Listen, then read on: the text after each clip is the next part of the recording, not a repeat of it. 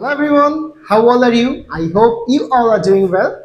So again we have came back for learning spoken English. Today we'll get lesson 4. हम लोग क्या सीखेंगे? Lesson 4. पिछले दिन हम क्या सीखे थे? स्पोकन इंग्लिश का पिछले जो पार्ट थे उसमें हम पहले subject, verb, object, B verbs, have verbs, do verbs and उसके बाद हम लोग सीखे थे टेंसेस का डिफरेंशिएशन, टेंसेस कितने तरह के होते हैं और प्रेजेंट इंडेफिनाइट टेंस का भी हम लोग प्रॉपर्ली सीखे थे। कैसे हम स्टार्ट कर सकते हैं, कौन कौन से सेंटेंस हम प्रेजेंट इंडेफिनाइट टेंस में यूज कर सकते हैं, वो भी हम सीखे थे। लेकिन आज क्या सीखेंगे? आज हम सीखेंगे लेसन 4 में अगेन टेंसेस का एक चीज है, जैसे कि क्या कर पाएंगे उसमें प्रेजेंट इंडेफिनाइट टेंस का जो हम सीखे थे सिर्फ एफर्मेटिव सेंटेंस कैसे बनाया जाता है। ठीक है, तो आज हम क्या सीखेंगे? आज हम सीखेंगे कैसे हम एफर्मेटिव सेंटेंस के साथ साथ negative sentence, interrogative sentence, interrogative plus negative सब कुछ हम बना सकते हैं, है ना? क्योंकि ये भी तो जरूरी है कि हम तो सिर्फ ये नहीं बोलेंगे कि मैं ये करता हूं, कभी कभी हमको ये भी बोलना पड़ता है कि मैं ये नहीं करता हूं। ठीक है, क्या मैं ये करता हूं, क्या मैं ये नहीं करता हूं? ठीक है, ये भी हमको बोलना है। ठीक है, तो सीखना होगा बोलने के लिए, क्योंकि जब तुम सीखोगे नहीं तब तुम बोल नहीं पाओगे। ठीक है, तो आज हम सीखेंगे क्या? Negative sentence, interrogative sentence, interrogative plus negative. ठीक है, तो पहले हम जो अफर्मेटिव सेंटेंस है उसको हम देख लेते हैं, एक एग्जाम्पल लेते हैं। पहले एग्जाम्पल से सीखेंगे तो हमको सीखने में एंजॉय होगा, हम एंजॉय कर पाएंगे इसको। ठीक है, एग्जाम्पल से सीखेंगे, जल्दी जल्दी सीख जाएंगे, सीखेंगे ऐसे कि लगेगा नहीं सीखे हैं। ठीक है, तो पहला सेंटेंस जो है यू रीड बुक। इसका मतलब क्या है? तुम पढ़ते हो किताब, तुम किताब पढ़ते हो। ठीक है, तो इसका जब हम इसका क्या स्ट्रक्चर है? Subject, verb, object. देखो सब्जेक्ट है, ये वर्ब है, ऑब्जेक्ट है, सब्जेक्ट, वर्ब, ऑब्जेक्ट, है ना? अभी नेगेटिव का देखते हैं। नेगेटिव में क्या लिखेंगे?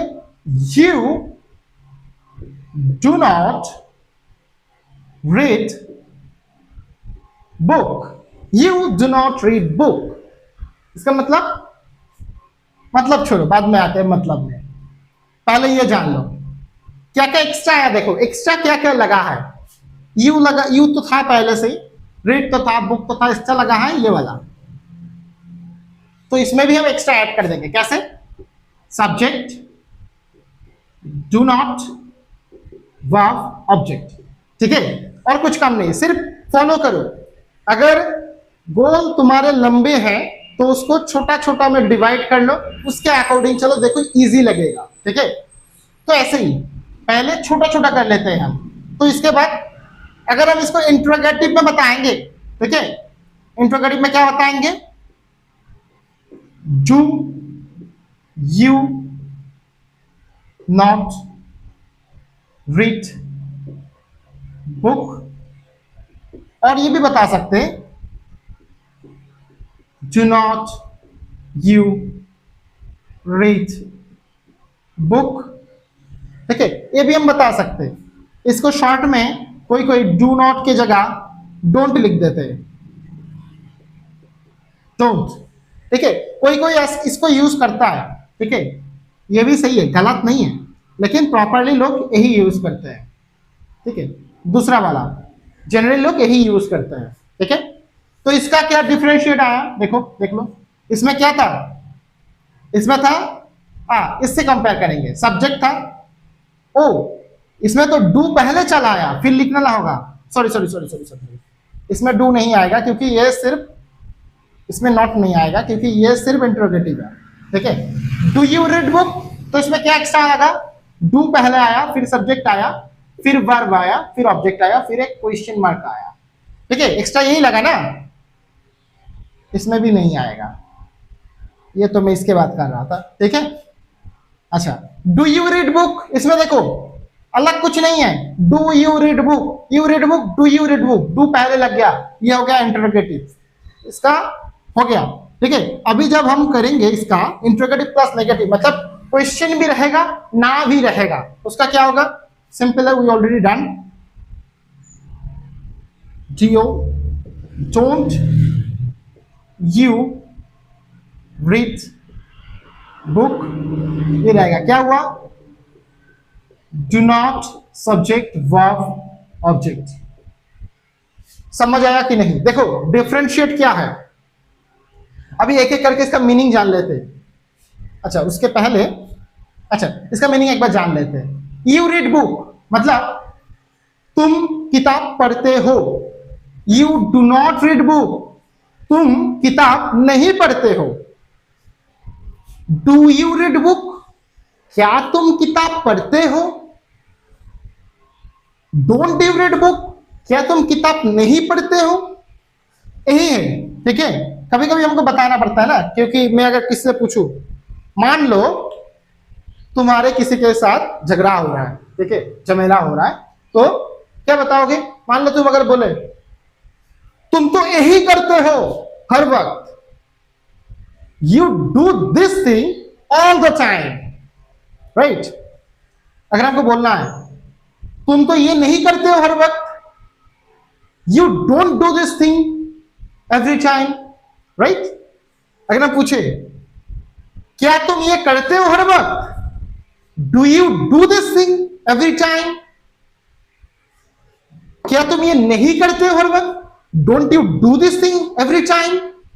समझ आया? देखो इधर डू क्यों लगा, कंफ्यूजन हो सकता है कि इधर डू डोंट ये सब क्यों लग रहा है भाई, ठीक है, क्योंकि हम मतलब इधर तो एक वर्ब ऑलरेडी है, डू कहां से आ रहा है, उड़ के तो नहीं आ रहा है ना। तो हम जो वर्ब सीखे थे हम बताए थे कि डू क्यों आएगा। डू वर्ब था, do verb, doing something, having something, being something, ये तो डू वर्ब्स ही है ना। तो इस वर्ब को, ये तो मेन वर्ब है, इस वर्ब को जब तुम दूसरा काम में लगाओगे तो उसका तो उसके पापा से परमिशन लेना पड़ेगा ना, कि भाई मुझसे ना हो रहा है, पापा जी तुम आ जाओ हमको हेल्प करने, ठीक है। तो ये मान लो इसका पापा है, ठीक है, इधर इस जगह पे, तो उसको पापा को बुला लिया, उसका पापा ने बोल दिया कि भाई तू इधर ही रुक, तू जिधर है उधर ही रुक, ठीक है, मैं तेरा होकर मैं तेरा काम कर देता हूं, ठीक है, तो ज्यादा प्रेशर मत ले, मैं हूं तेरे पास, ठीक है। तो ये रीड को रीड की जगह ही रख दिया और डू को मतलब डू हो गए जो रिस्पॉन्सिबिलिटी लेने वाला, ठीक है, नॉट ले लिए। इधर डू पहले बैठ के इसको क्वेश्चन डिफाइन कर रहे हैं कि होता है ना कि हम जब होते हैं हमारा परिचय किससे होता है, नाम से तो होता है, टाइटल से भी होता है ना। तो टाइटल ये रहेगा हमारा टाइटल, ठीक है, टाइटल हमारे साथ बैठ के उसके हमारे जो बढ़ रहा है, ठीक है, जो भी हो। तो ये जो जिसको जैसे समझना है ऐसे समझ सकते हो, कोई प्रॉब्लम नहीं है। जो तरीका खुद से निकालना चाहिए सीखने के लिए, जो तरीका तुमको सही लगे उस तरीके से सीखो। देखो जल्दी जल्दी सीखोगी, दूसरों को दिखाया हुआ तरीका में मत चलो, ठीक है, वो उसके लिए इजी है, तुम्हारे लिए क्या इजी है खुद ढूंढो, ठीक है, बी क्रिएटिव ऑलवेज। चलो ये रहा हमारा, तो ये हो गया हमारा पहला रूल जो कि है अफर्मेटिव सेंटेंस के लिए। नेगेटिव के लिए रूल है, इसमें डू नॉट ऐड हो जाएगा एक्स्ट्रा। इंट्रोगेटिव के लिए पहले डू बैठेगा फिर नॉर्मल बैठेगा, ठीक है। और नेगेटिव प्लस इंट्रोगेटिव के लिए डू नॉट बैठेगा फिर नॉर्मल बैठेगा, ठीक है। I hope it's clear. कोई भी प्रॉब्लम हो कमेंट बॉक्स में कमेंट कर सकते हो। लेकिन अभी देखो कुछ चेंजेस कैसे हो सकता है, इसमें हम यू की जगह ही कर दे रहे हैं, ठीक है। ही कर देंगे तो क्या चेंजेस होगा, वर्ब में चेंजेस होगा, रीड्स हो जाएगा, क्योंकि ही थर्ड पर्सन सिंगुलर नंबर है ना। तो ही रीड्स बुक, ठीक है। तो इसका अगर नेगेटिव करेंगे तो इसमें भी ही लगेगा ना, ही बिठा दिए, तो ही जब बिठाएंगे तो इधर एस नहीं लगेगा, कहां लगेगा, यहां पर लगेगा, डज। जो डू था ना वो डज हो जाएगा थर्ड पर्सन सिंगुलर नंबर के लिए, ठीक है। ऐसे ही सेम होगा, जैसे कि इधर डज ही, समझ आया ना। इधर भी डज यू, सॉरी यू नहीं होगा, डज ही, ठीक है। ये हो जाएगा।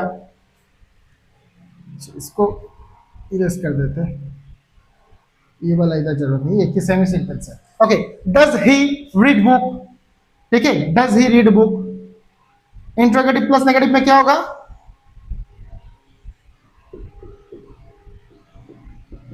डजंट ही।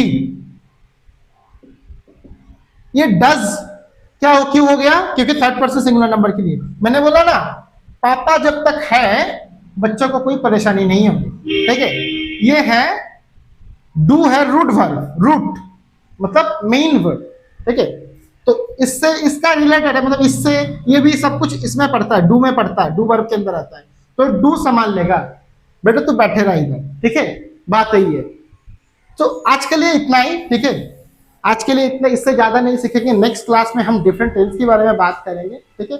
तो आज का ये वीडियो अगर अच्छा लगे तो चैनल को सब्सक्राइब कर दो, अगर नए हो तो चैनल को सब्सक्राइब करो, और अगर अच्छे लगे तो लाइक कर दो, कमेंट कर दो, शेयर कर दो दोस्तों के साथ, मत भूलो, ठीक है। अगर पिछले वीडियो नहीं देखे हो ना तो आई बटन से जाकर देख लो, मिल जाएगा उधर, कोई प्रॉब्लम नहीं है। तो हमारे साथ जुड़े रहो स्पोकन इंग्लिश सीखने के लिए continuously. So that's all for today, thank you everyone.